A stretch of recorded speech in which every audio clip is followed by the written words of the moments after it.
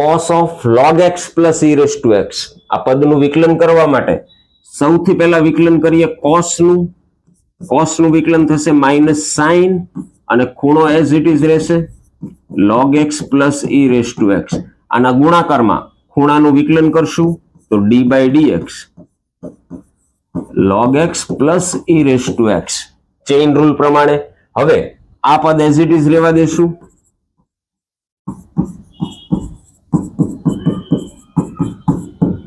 અને અહીંયા વિકલનના સરવાળાના કાર્ય નિયમ પ્રમાણે સૌથી પહેલા વિકલન થશે log x નું તો d by dx log x plus d by dx e raised to x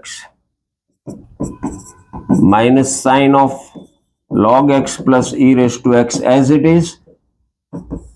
log x નું વિકલન થશે 1 upon x અને e raised to x નું વિકલન થશે e raised to x.